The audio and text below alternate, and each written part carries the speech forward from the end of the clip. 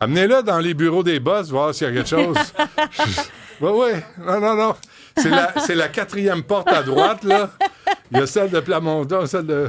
Non, mais mine de rien, juste le fait qu'il y a un chien en studio, me semble, ça apaise. C'est vrai, hein? Pourtant, il est agité, là. Zoothérapie. Mais oui, on n'y a pas touché. Ah, moi, j'avais le goût de me prendre une balle et de me coucher à terre. Non, mais c'est une leçon de vie, ça, se contenter d'une balle. Des fois, hein? Oui. David Proulx est avec nous. David, bonjour.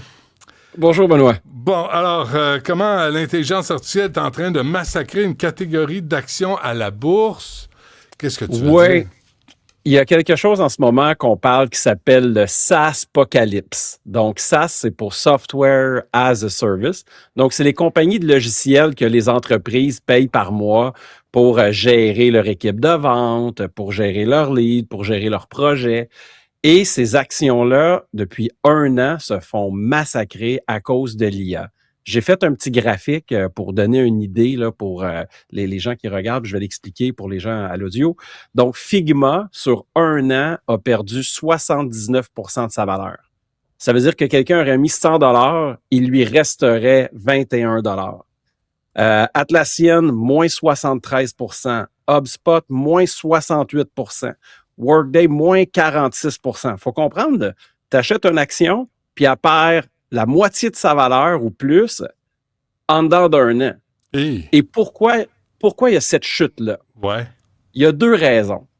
La première, c'est que, comme j'ai expliqué hier avec l'idée de la souveraineté numérique puis de commencer par le logiciel, c'est qu'on sait que développer des logiciels va coûter de moins en moins cher, coûte déjà de moins en moins cher. Donc, il y a beaucoup de grandes organisations qui vont décider de développer leur propre logiciel de gestion client plutôt que de donner des millions de dollars à chaque année à Salesforce ou à HubSpot. Puis la deuxième raison qui est beaucoup moins joyeuse, c'est que leur modèle d'affaires à ces compagnies-là, c'est des licences par siège, c'est-à-dire des licences par individu qui utilisent le logiciel.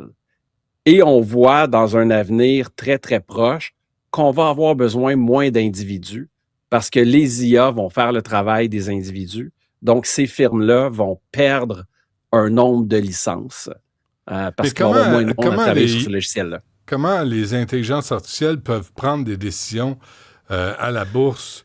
Parce qu'il faut les envoyer sur une piste, là. Je pense pas qu'ils descendent ils décident par eux-mêmes. Les algorithmes font des transactions à la bourse depuis longtemps, là.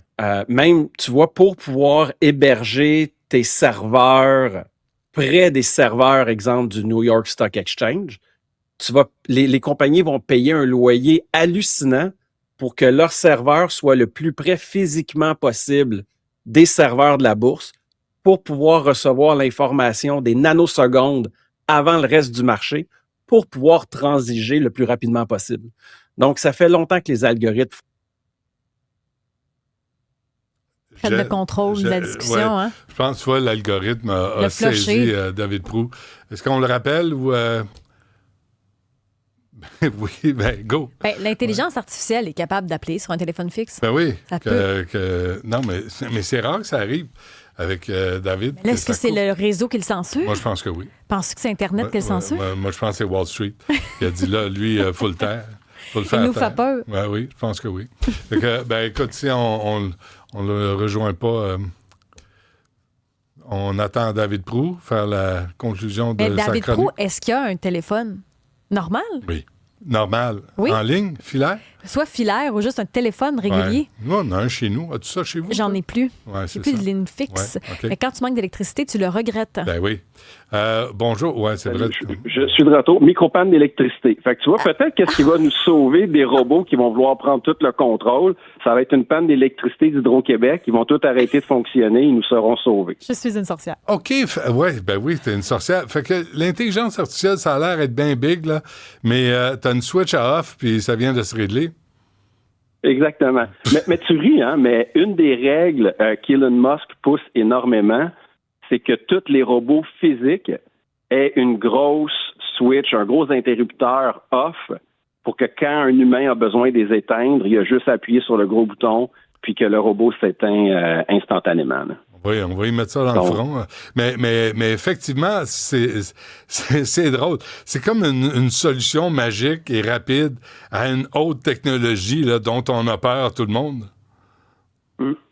Effectivement. Et même dans l'executive order de cet été que les États-Unis ont mis, ils mettent une règle qu'on soit capable de fermer les modèles et de fermer les data centers de façon urgente aux besoins. À bras. Donc, si on revient à bras, exactement, à bras. Puis là, à ce moment-là, tout s'éteint, puis on recommence à jardiner puis à s'occuper de nos jardins pour pouvoir se nourrir les uns les autres. Donc, la bourse... Ouais.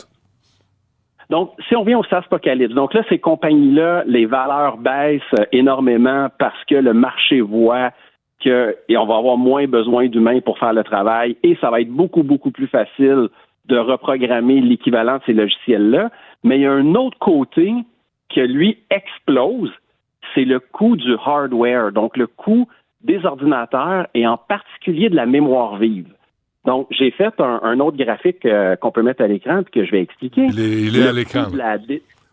Le coût de la DDR5, donc une sorte de mémoire vive très rapide, a augmenté de 269% sur un an. Donc, ça, c'est la mémoire qu'on a dans nos ordinateurs qui vont loader les logiciels puis qui vont nous permettre de faire rouler des logiciels. Et l'IA est friand de cette mémoire-là pour faire les calculs des nouveaux modèles qu'on va avoir. Et là, ce qui se passe, c'est que les matières premières pour de la DDR5, c'est les mêmes que pour les disques durs froids, là, qu'on appelle les SSD, qui, eux, ont augmenté de 40%. Puis les disques durs ordinaires ont augmenté de 46%. Puis là, il y a eu une espèce de tempête parfaite. Puis pourquoi je dis ça? Pourquoi c'est important pour les auditeurs? Bien, c'est que le prix des ordinateurs maison va augmenter. Donc, exemple, là, présentement, le prix des Mac n'a pas bougé parce qu'il y a une nouvelle série qui s'en vient fort probablement au printemps, puis ils ont été capables, avec des contrats de ressourcement, de protéger leur prix. Mais il n'y a aucune raison logique pourquoi le prix des ordinateurs Apple ne va pas monter, puis les autres prix d'ordinateurs montent aussi. Même que Western Digital, qui est comme un des leaders en disque dur, a annoncé cette semaine qu'ils n'ont plus de disque dur. Ils ont tout vendu? Ah ouais. Ils ont tout vendu. Puis aussi, ce qui arrive, c'est qu'il y a eu une tempête parfaite. La Chine a décidé que les ordinateurs chinois devaient rouler sur du matériel chinois et non plus du matériel américain. Mais comment ils font la différence, matériel chinois pour matériel chinois? C'est pour le contrôle. C'est pour s'assurer qu'il n'y a pas de backdoor qui permettrait à un État occidental d'entrer dans les ordinateurs chinois. Donc, c'est purement d'un point de vue protectionniste de protéger les données. OK. Mais comment, là, est-ce que l'intelligence artificielle va saccager la bourse? Est-ce que des courtiers vont pouvoir se mesurer à leurs décisions?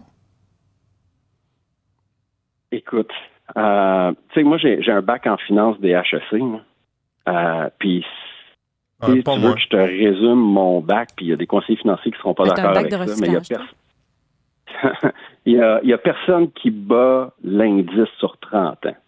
Donc, tu sais, mesurer comment les conseillers performent par rapport à comment le marché performe, c'est sûr que des IA vont être capables de donner des conseils financiers équivalents, voire supérieurs aux conseillers financiers qu'on a aujourd'hui. Et puis ça revient à l'exemple qu'on a donné la semaine passée, que il y a des courtiers virtuels par IA en Espagne, maintenant, avec qui tu peux acheter tes assurances directement sans passer par un humain. Là. Donc, c'est des gros changements. Puis, le changement de prix d'hardware, pour monsieur, madame, tout le monde, là, les Switch, les Nintendo Switch vont monter de prix parce que la mémoire dedans va coûter plus cher. Les consoles de jeux Steam sont sold out parce qu'ils ne peuvent plus s'acheter du RAM pour les mettre dedans. Le PlayStation, Sony a annoncé que le PlayStation 6 va être décalé 2028, peut-être même 2029, parce qu'ils se disent que ça ne fait pas de sens d'acheter du hardware en ce moment quand il y a une demande aussi forte sur le hardware. Puis là, ça nous ramène à la discussion de la souveraineté numérique. On veut s'acheter des serveurs ici avec l'impôt des gens, alors que les prix ne peuvent pas être plus chers qu'en ce moment. Là. Donc, donc, si tu as besoin d'un ordi, allez-y là, après-midi.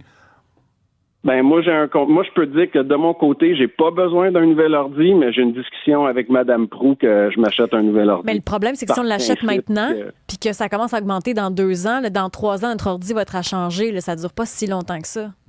Ben, c'est vrai que les ordinateurs durent pas longtemps, mais je te dirais que il faut que les gens comprennent aussi pour Apple, il y a une nouvelle ligne de produits qui s'en viennent. Donc, le look va changer pour plusieurs des modèles. Ça peut pas être plus Donc, mince. là, oui, tu vas payer moins cher, mais il va être moins beau, un peu comme moi, genre. OK. Ben, des fois, un rabais, ça vaut la peine. Hein? Tu passes outre à ça. Merci, David Proulx. On se reparle demain.